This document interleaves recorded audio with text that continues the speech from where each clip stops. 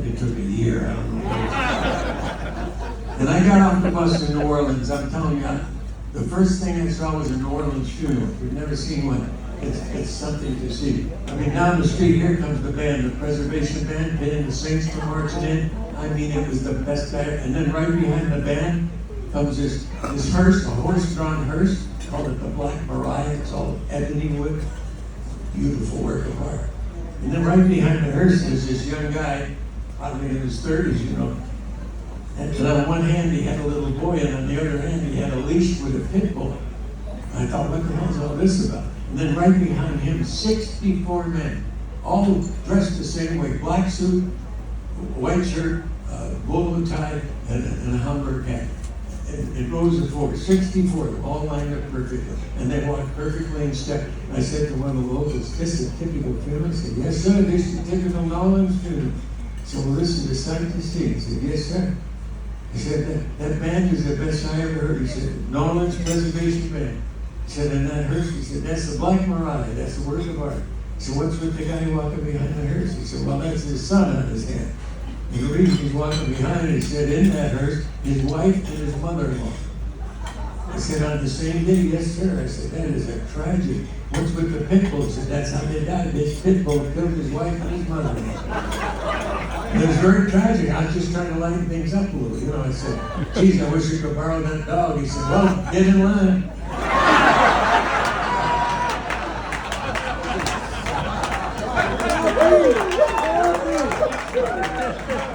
I wish I had my old trumpet here.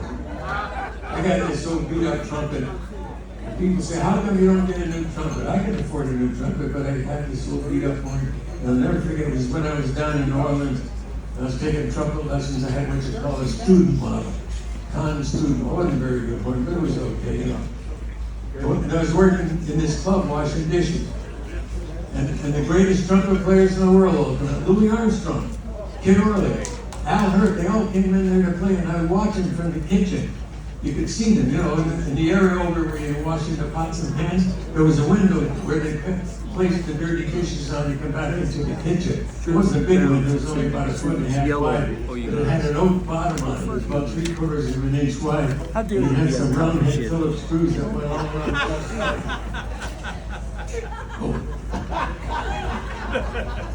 I used to watch the greatest trumpet players in the world come in there. They all had beautiful golden shiny trumpets. All of them. And I used to think, maybe someday I'll have a golden shiny trumpet and I'll play real good like that. It doesn't work that way. I'll never forget that, my friends. This really happened, I swear to you, man. The one night we were just about ready to clean up. You know, everything was finished and the band was gone home, people were gone, there was a work light in there, and the janitor was sweeping up. And this old geezer came walking in the front door. He was old, man. He had paid some dues, you could tell. And he barely made it to the stage. And he couldn't even get up really on the stage. There were only 3 steps, and they weren't even actual legal risers. They were only about 8 1/4 inches high, and they had a high-low pile of carpeting on it, sort of an off-blue. And there was a cone strip on the top step, about 3/4 of an inch wide, and that's some round that Phillips screws there.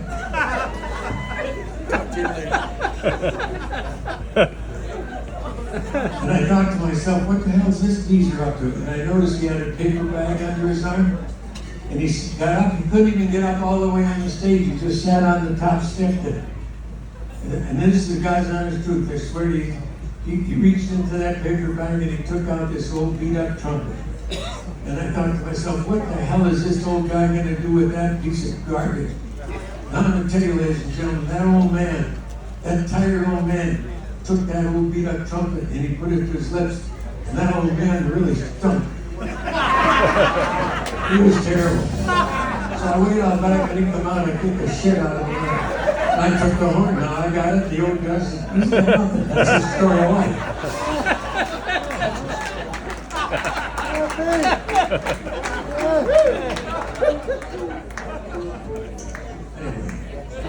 I always get requests for this because this is a local story. We all know that this town in the 60s was different. I mean, the mob guys, you know, I mean, they had so many bodies out there in the desert. You put sprinklers out there, you could grow a union.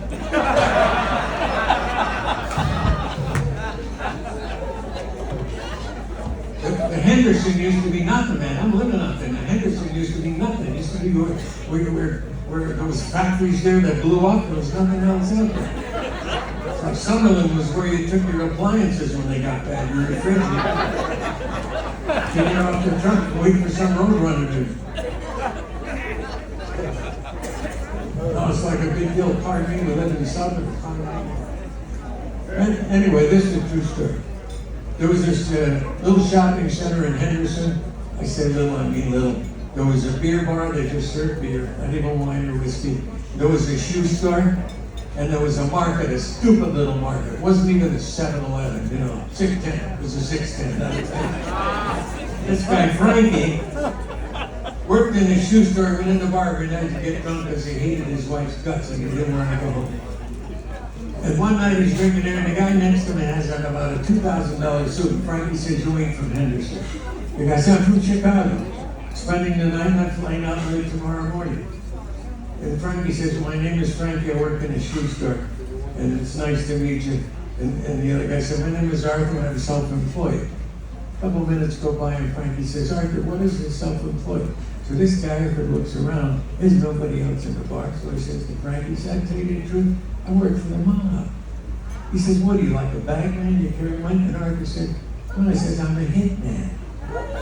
I'm telling you, Frankie almost fell off the bar stool. He says, "How can you sit there and tell me so calmly that you kill people?" He says, "I don't kill out of malice or contempt. It's just like a business. Don't you know Frankie's just drunk enough?" He said, "I wish I could afford you, man. I had to kill my wife. I hate her to death." This is a true story. And Arthur says, "Look, I can't do it for nothing, but my plane doesn't leave till almost noon. So give me $1 and I'll wipe her on the way to the airport." So it wasn't.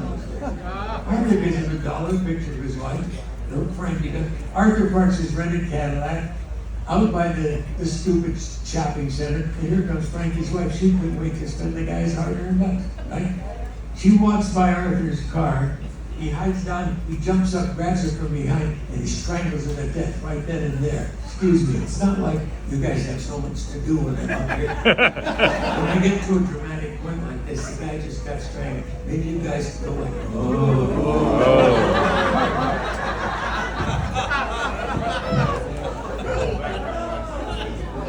And this is a true story. So he strangles her to death. Now he's stuffing her body into the trunk. It was summer. She had thongs on. Her thongs fell off. He had his clubs, both golf clubs in the trunk because he was playing golf.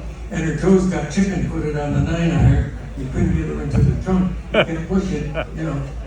And he hears this voice say, "What's going on over there?" He turns around. It's the stupid kid, the box boy, who works in the market. You know, he wheels the carts in, like at the end of the day. He only had the one cart, not much of a gig. And this kid comes walking over, and I says, "What the hell is this? I'm doing a freebie or fly for a lousy $1. I'm going to have an eyewitness?" "I don't think so." So he ducks down. This kid comes over, looks in the trunk of the car, sees Frankie's dead wife. The kid just ran to lead out of help. Arthur jumps up behind him, strangles this kid to death.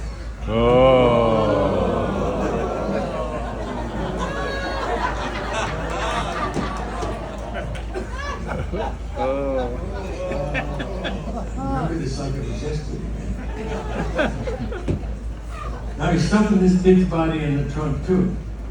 But Frankie's wife, her toes are still on the 9-iron, he can't get her in the trunk. And this kid was wearing one of those elastic things that make you wear it for insurance purposes. For lifting.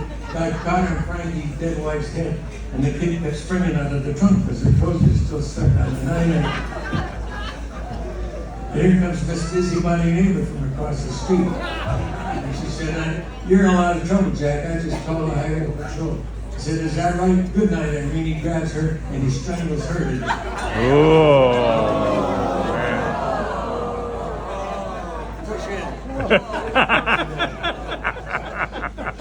And this guy was arrested, and he was tried and convicted, incarcerated up there in Carson City for the rest of his life. That's the way it should be. What bugged me is that stupid shopping center, the guy who owned the market there. It was the biggest thing that ever happened there. Next day, he had it up on the marquee, bigger than life. Artichokes 3 for $1.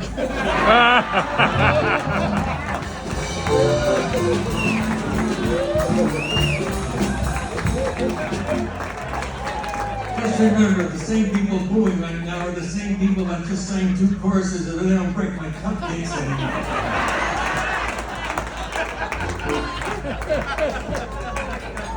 I was going to have this audience thrown out of here. And then security told me they'd throw them in here. Well, anyway, I don't want to take up any more of your time.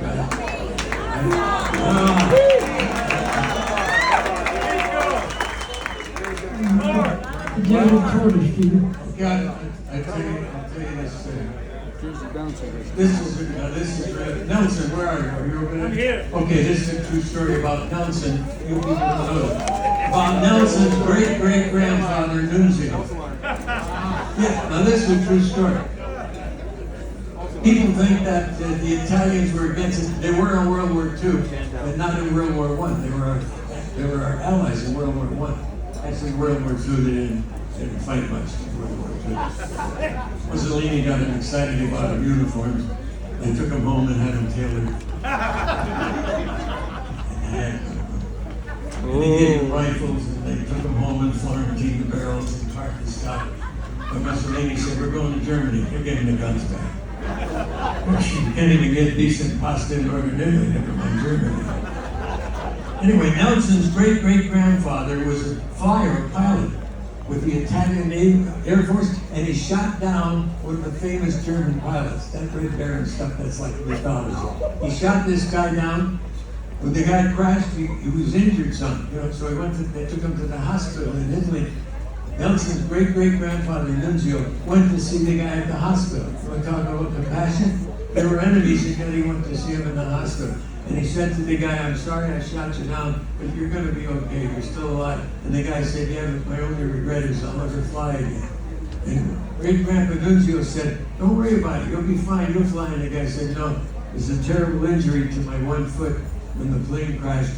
And the doctor told me they can't fix it. They're going to have to amputate my foot.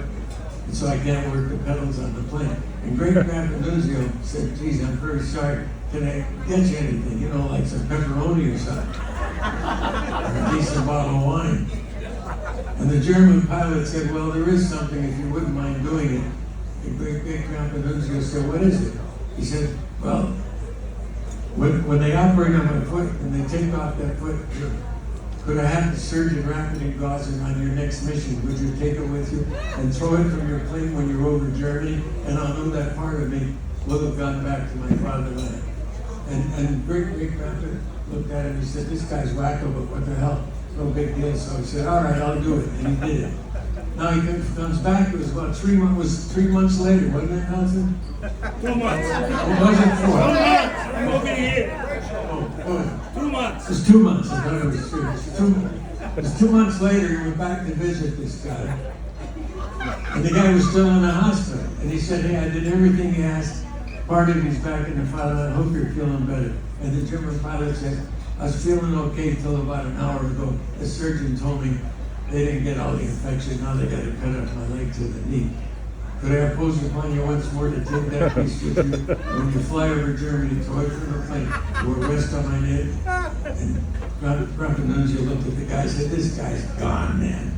This guy's crazy. And he said, okay, I'll do it. He didn't want to, but he figured, what the hell? So he did it. Then he come back. Now it was almost a year, wasn't it, when he came back? 8 months. 8 months, it was 8 months. It's a true story. He came back, and the guy is still in the hospital.